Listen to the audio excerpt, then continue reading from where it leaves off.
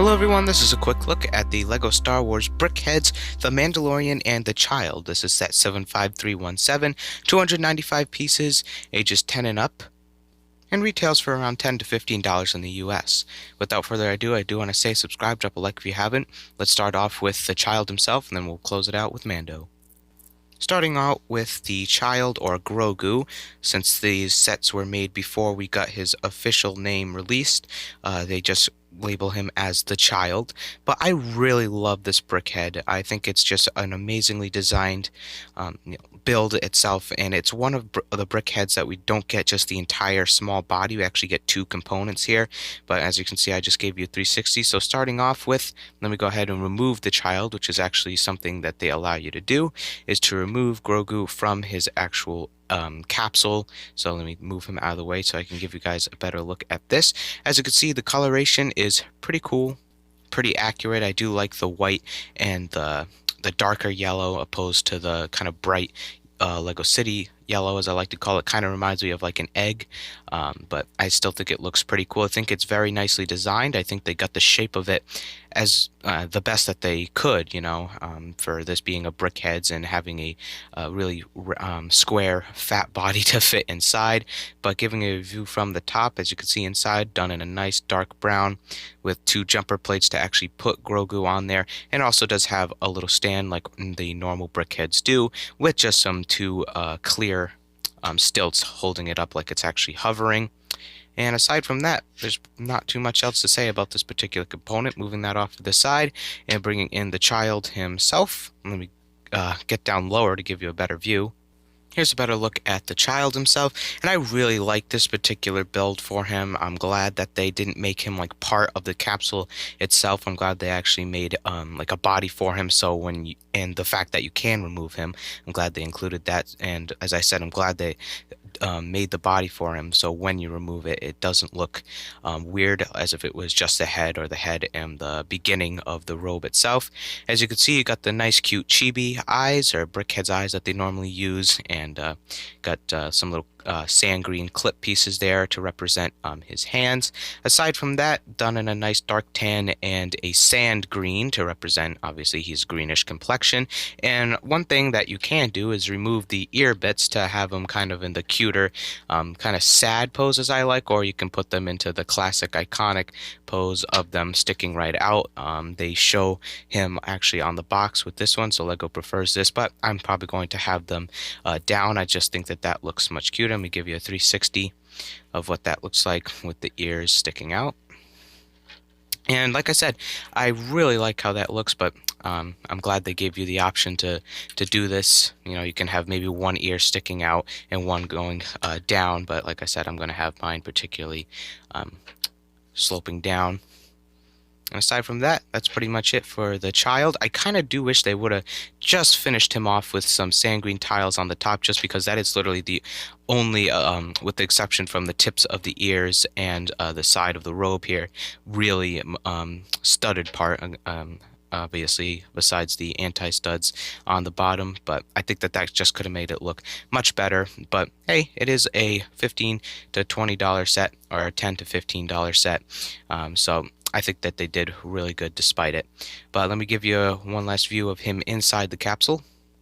And there's one last look at him inside the capsule. I think he fits very nicely. You can see you got the little bit of overhang of the arms on top of the lip of the actual capsule, which I still think looks very nice, and I think they did an amazing job with this.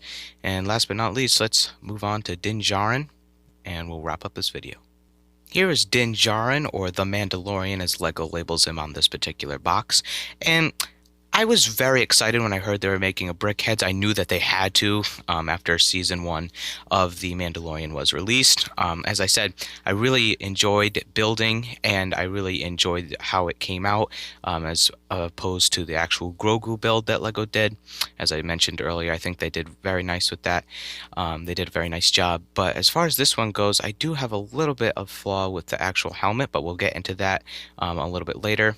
Let me bring it in closer so I can give you a look at some of the details. Now, this particular armor that they have you build him in is the Season 1 armor before he gets his new complete Beskar upgrade. So you got the various different colorations of some gray, light tan, dark tan, brown, and some more light and dark gray. You got a little binocular piece there. I'm not sure if that's actually intended to be binoculars or some ammo for the gun, but it just does add a lot of nice detail. You can see you got another clip piece to represent his hand. You got a blaster in here. Nothing too special about this particular blaster. It's just the normal Lego gun pieces with a cone attached to the front and 3 studs, 2 black and 1 in a light silver, kind of a shiny silver, not a solid color as I like to call them. You also do have 2 lightsaber pieces here, and I don't think those are actually intended to be lightsabers. I just think that's also added for detail or maybe ammo or some of the other stuff that he had strapped on himself in the movie. You also do have a slope here with a little bit of blue coloration to represent that kind of dual colored shoulder pad he had before he got, like, you know, the second shoulder pad in the complete armor upgrade. Aside from that, you got a better look at the helmet there. And moving on to the back, as you can see, let me bring you in for a closer look. They actually do include a longer rifle as opposed to the normal rifles we get in the actual minifigure scale set. So that's one that we got in the actual minifigure scale set as opposed to this one. Now, the only thing different about this particular one, and we'll just take a look at this for a minute, is, as I said, bringing in the normal ones that we get. They actually went up from the smaller pistol to the full sniper rifle, stuck a chrome lightsaber or a more shiny lightsaber hilt on there, and a dark or a light gray claw piece, as opposed to this one, which is a dark brown lightsaber piece and a black claw piece. But I think that this one looks a lot better. But this one obviously works a little bit better for minifigure scale. So, you know, aside from that, I think that this looks really good. I'm glad they included it. And they just have a singular clip piece on the back to clip it on his back. So you can't really see the stock itself. You can when you turn it from the side. I like how that looks when you could see it from the front view. But taking that off, you can see a nice build for the cape itself. Just using a lot of those black slopes and various stud or cheese slopes in there just to kind of say that it's ruffled up or has been worn out or tattered with. A couple of grates on the back of the helmet just to add to some detail. On the side, you got a brown slope here instead of the multicolored one on the other side to represent the makeshift armor, as he's got different colors and some more nice detailing on the actual helmet. Aside from that, all these BrickHeadz can actually be removed from their stand. I don't want to rip his legs off. It is a little bit difficult since they are not on jumper plates. They're actually on just the 2 studded plates, but it's actually a 2x2 plate, but it's just missing the studs on the inner sides. So it is a little bit hard to have them actually removed, but you can get a better look at what they use for kind of like the knee pads for the legs. Different color. You got a light tan and a dark brown there, and just a little bit of this kind of nougat, medium nougat orangey type of color, maybe a lightish brown, which I definitely think adds to kind of the makeshift armor, as I said before.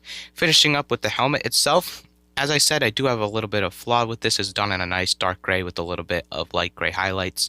I'm not a big fan of how they did the T visor, as it is called in Star Wars, but again, for the price point and for the piece count on this particular set, I think that they did the best that they could. But you have these nice triangle pieces, the newer triangle kind of cut in half tiles, if you will, to kind of help shape that helmet. But as I said, I think it's good for, like, you know, the piece count and definitely the price point.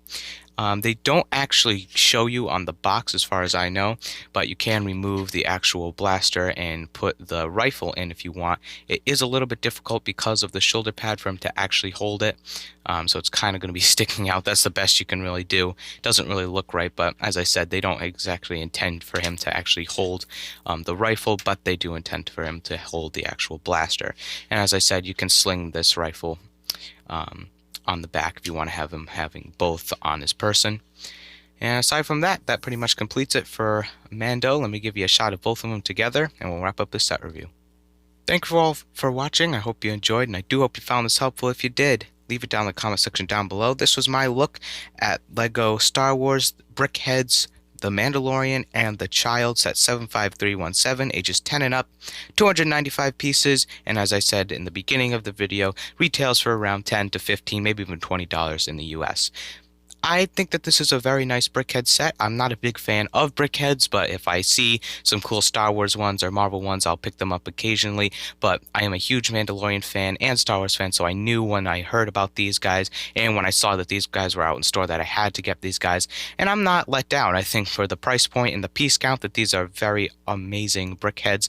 I think Lego did a great job with both of them. As I said, only flaw about Mando is I think that the T-visor could have been done better. I just think that that's a little bit too thin and this is a little bit too thick. But as I said, for the piece count and price point, I think they did a good job. Thank you all for watching. Remember, you can never have too much bricks. Stay tuned for more content, more set reviews, more uploads, and I'll see you in the next video. Until then, keep building.